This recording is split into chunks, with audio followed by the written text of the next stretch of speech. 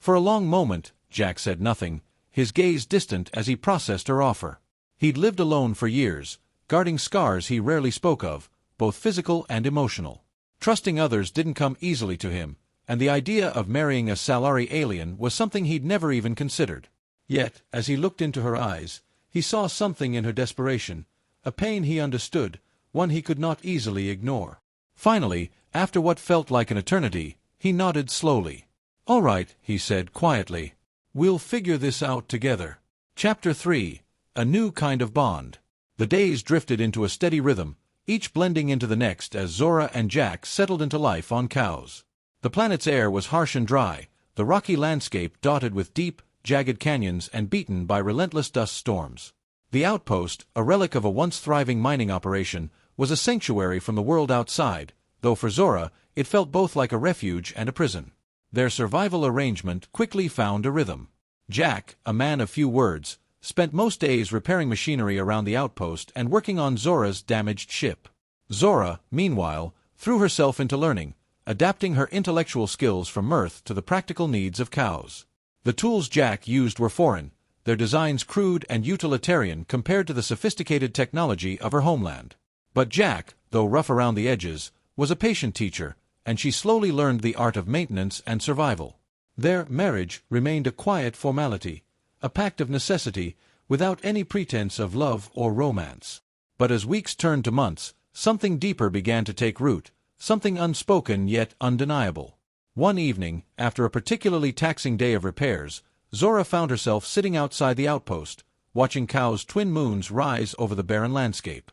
Jack joined her, setting down 2 mugs of his bitter, dark brew. In the stillness, the only sounds were the wind's soft murmur and the faint clinking of their cups. The alien drink, though bitter, warmed her after a long day of work, and Zora felt a strange sense of peace settle over her. She had never known a life like this, a life free from constant scrutiny, from expectations. Here, in the quiet simplicity of survival, she was beginning to find herself. "You're getting better with the repairs," Jack remarked, breaking the silence. His voice held a gruff but unmistakable note of approval. Zora managed a small smile, keeping her gaze fixed on the horizon. "I had a good teacher," she replied, her tone soft. Jack shrugged as if dismissing the compliment, though a hint of a smile tugged at the corner of his mouth. These small moments, the fleeting glimpses beneath his tough exterior, were becoming something she looked forward to. The walls he'd built seemed to crumble, if only a little, whenever they were alone.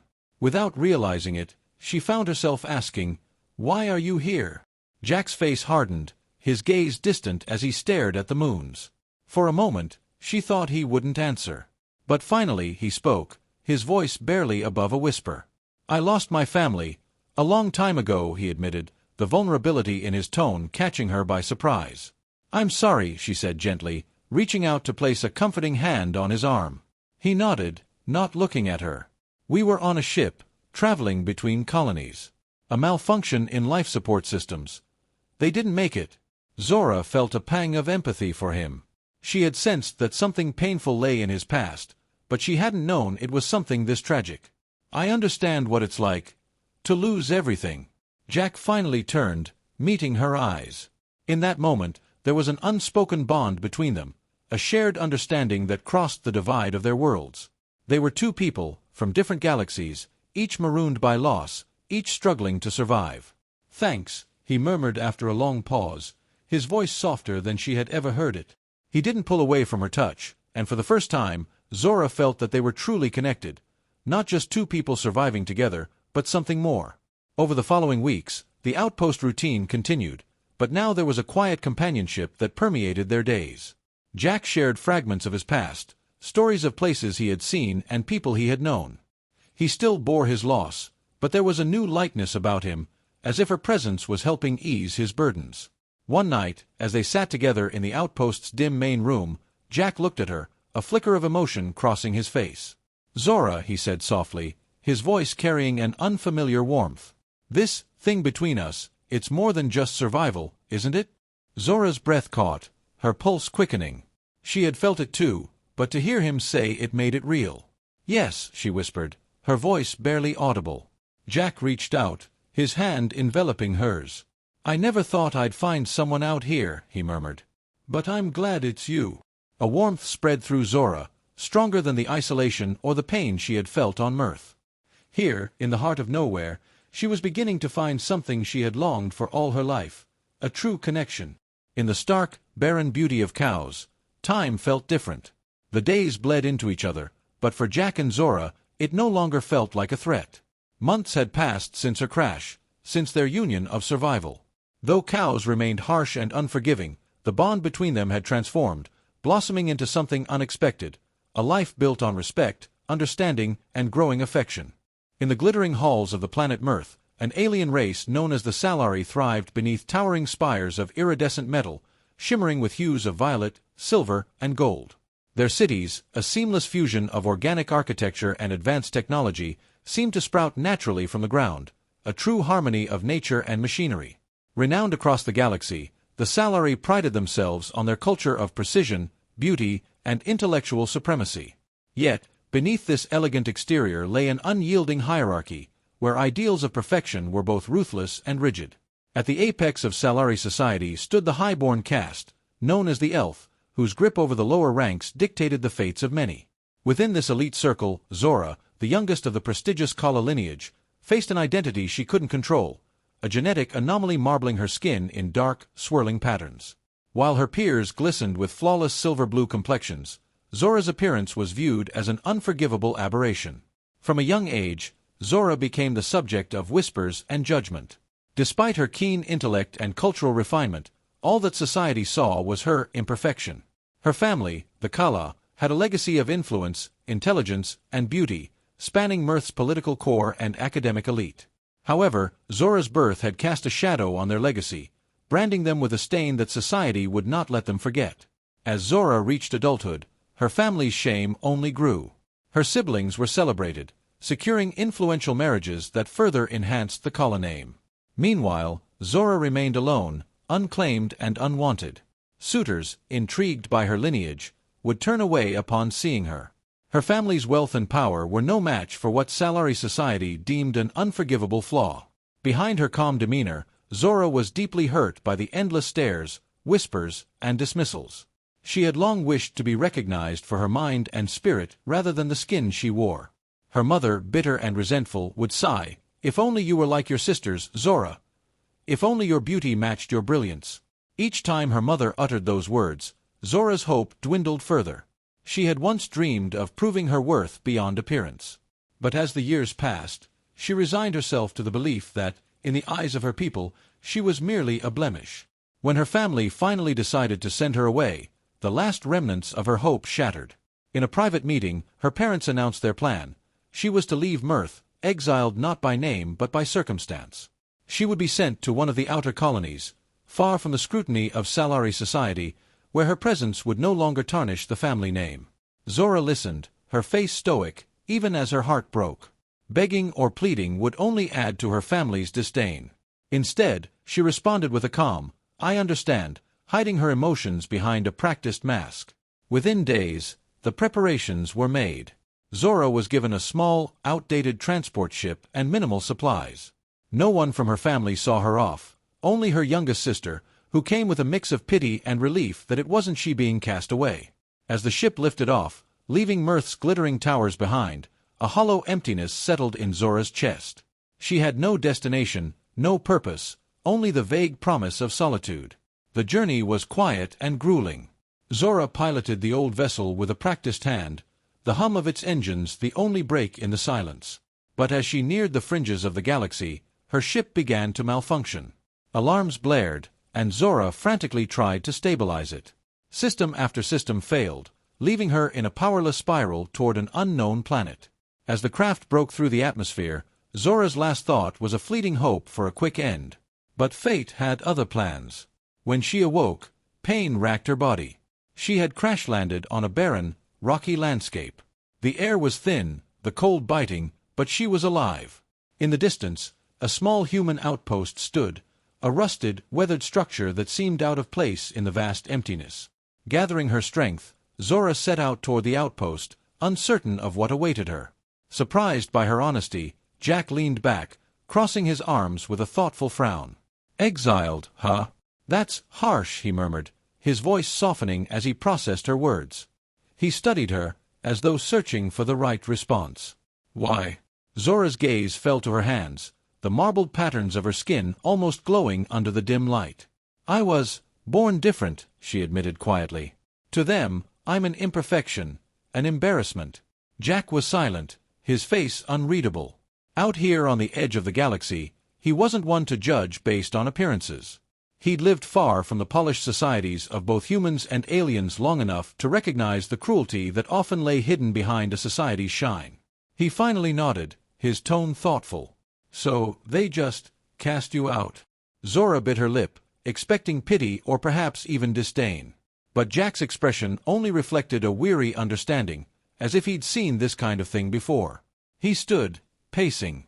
I'll tell you this much, he said, glancing at her with a resolve that made her feel strangely reassured. You're not going to survive out here alone. This place isn't friendly. Even if you could fix your ship, you wouldn't make it far without help.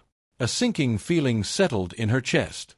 She had hoped, just a little, that she might repair her ship and escape. But now, even that slim hope faded. Still, a new determination sparked within her. She needed a way forward. I don't have much to offer in return, she began, her voice barely a whisper. But if you help me, I can stay here. I can help with whatever you need. Her heart pounded as the words came out, and then, almost without thinking, she added, or we could form a union. A marriage. Jack froze, eyes widening. Marriage, he echoed, clearly taken aback. Wait, hold on, you're suggesting. It's not about love, Zora interjected, trying to steady her voice. In Salari culture, a union can be a practical arrangement. For survival. I need protection, and you might find value in companionship or an extra set of hands. I can be useful. Jack blinked, the weight of her words sinking in. You're serious? Yes, she said, her tone unwavering despite the turmoil in her heart. I don't have any other choice. Zora's mind often drifted to the life she'd left behind, the specter of the salary never far from her thoughts. They were meticulous about their image, and sooner or later, she knew they would come looking for her. Not out of concern, but to erase the blemish of her exile. Still, she had kept these fears from Jack, choosing instead to immerse herself in their shared life. Together, they had made the outpost comfortable in its rugged way, each week bringing them closer. One evening, as they sat outside, the twin moons casting a pale glow across the landscape, something unexpected happened. A flash of light in the sky caught Zora's eye. She squinted, watching as the light grew brighter and unmistakable. A sleek salary vessel was descending toward the outpost. Her heart lurched. They had come for her. Jack saw her expression and followed her gaze. What is it? He asked, his voice low but steady. It's them, she whispered, fear tightening her throat. The salary. Jack's jaw clenched as he stood, his broad frame casting a shadow in the moonlight. What do they want? They'll try to take me back. Erase the mistake of my exile. They'll offer me a place again, or they'll force me, Zora said, her mind racing. Jack turned to her, his gaze unwavering. And what do you want, Zora? The salary ship landed nearby, and the ramp lowered as two figures stepped out. The first was a woman, tall and regal, her silver-blue skin glowing faintly under the night sky. The second was a man, cold and imposing, his expression calculating. Zora recognized them as envoys from the High Council. Taking a deep breath, Zora stepped forward, her heart pounding, but her head held high. She would not show fear, not now. She was no longer the outcast daughter of her past. She had Jack by her side, and that gave her strength. The woman, her hair cascading like liquid silver, spoke first. Zora of House Shala, she announced, her voice smooth and authoritative. We have come to bring you back to Mirth. The High Council has deemed your exile a mistake. You are to return to your family and reclaim your place in society. Zora's jaw tightened. And what of my appearance? She asked, her tone sharp. Has the council suddenly decided I'm no longer a blemish? The male envoy's eyes narrowed. Your condition has been reconsidered. Your survival here on the fringes has revealed your strength. You will be seen as a symbol of resilience, a mark of honor. Zora almost laughed at the absurdity. They'd cast her out for her difference, and now they wanted to parade that same difference as a symbol of their strength. It was all politics. They didn't care about her, only about what she represented. "I don't want to go back," Zora said firmly, her voice resolute. "I have a life here. I don't need the Council's approval." The female envoy's gaze shifted to Jack, a flicker of disdain crossing her face. "A human," she remarked, incredulous. "You bonded with a human?" Zora squared her shoulders. "Yes, I did. And it's more real than anything I ever had on Mirth." The male envoy's lips thinned with disapproval. "You don't understand what you're giving up. You are of noble blood, Zora. You belong with your people, not on some forsaken planet with a human. We offer you wealth, power, a place in the Council itself." For a moment, Zora felt the pull of her old life, the life she'd once dreamed of, a place of honor, a chance to reclaim her family's name. But as she glanced at Jack, standing silently beside her, she knew the Council's promises were hollow. They would never accept her for who she truly was. They wanted her now only because they could use her. "I have everything I need," she replied quietly but with unwavering resolve. "I'm staying here." The female envoy's eyes narrowed, her patience waning. "You are making a mistake, Zora. The Council does not offer second chances lightly. If you refuse now, this door will never open again." Zora's heart raced, but she didn't falter. "I've already made my choice." The envoys exchanged a glance, their expressions cold.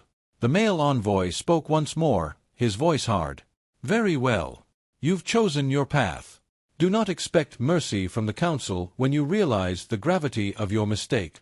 Without another word, they turned and retreated to their ship, disappearing as quickly as they had come. Zora watched, her chest tight with a mixture of relief and finality. She had made her choice, and there was no going back now. Jack stepped closer, his hand resting gently on her shoulder. "You okay?" Zora exhaled slowly, the tension melting away.